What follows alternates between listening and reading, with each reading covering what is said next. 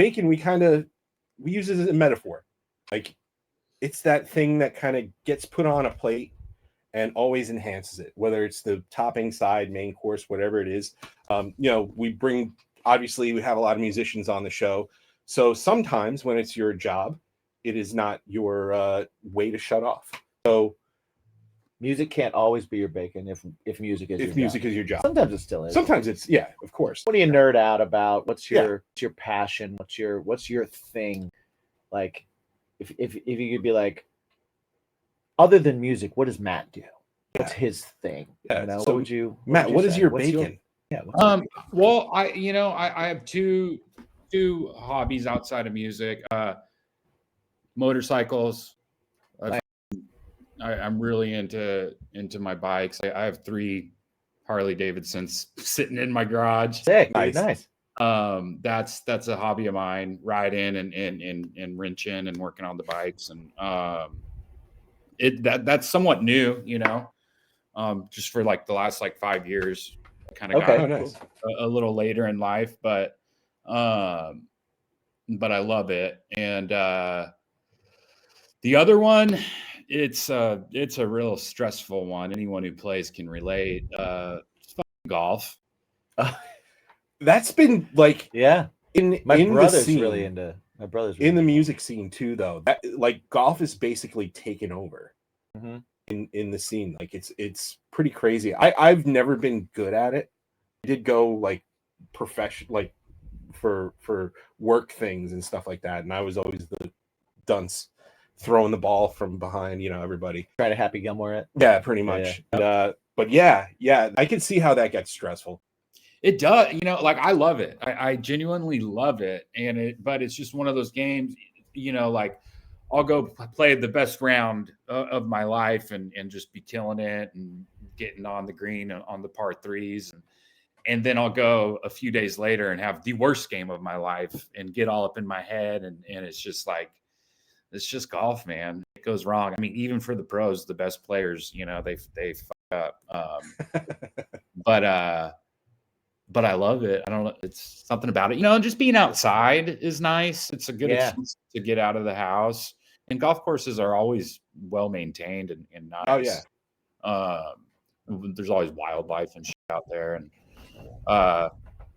so it's good. I mean, for me too, it's a good way. Like I'll play with like my childhood friends of mine, and we're all busy and do our own thing. So it's a good way for us to connect and get together and do something fun and positive, other than like what we used to do, which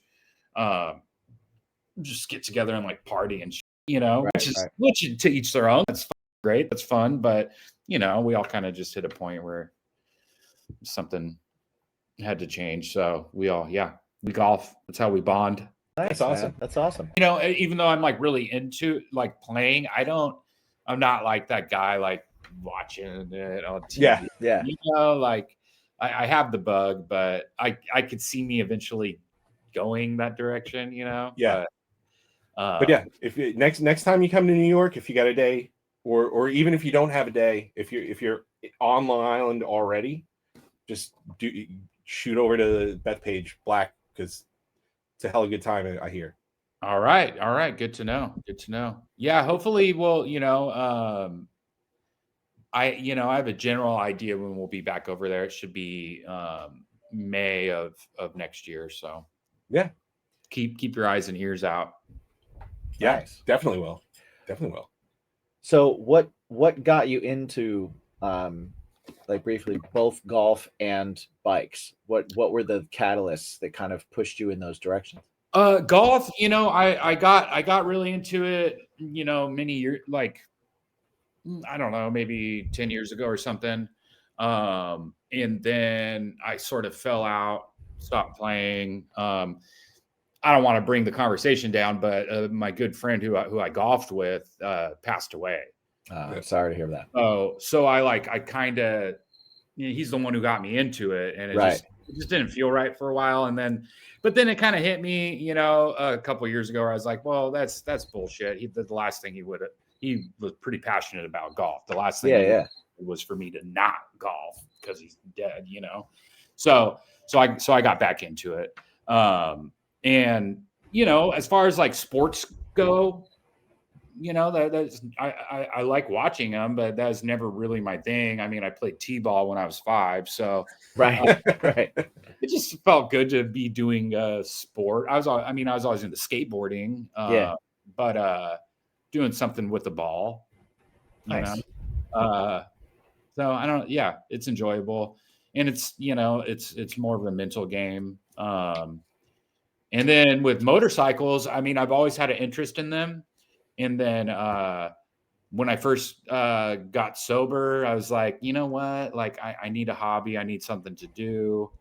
And another buddy of mine got into riding, and so I was like, fuck it, I'm gonna learn how to ride and get a new hobby and something to focus my energy and thoughts towards. And I fell in love right away. So Nice. That's awesome. Now, did you fall in love right away with like tinkering and messing around, you know, mechanics of it, or do you have like a history or a background in kind of mechanic stuff? I mean, you know, like I'm like you know, I can't really like diagnose something, you know, that's wrong. I mean, I can't. I know how to run like diagnostics on the ECU, like the computer of a bike or a car, but I've always been kind of mechanically inclined. I had a Jeep Wrangler for like 7 years, and I was always doing shit to that.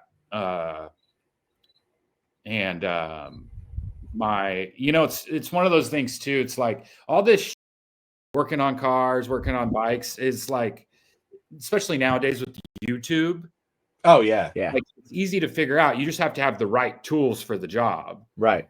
So my uncle was a mechanic for Ford for like 50 years. Oh wow.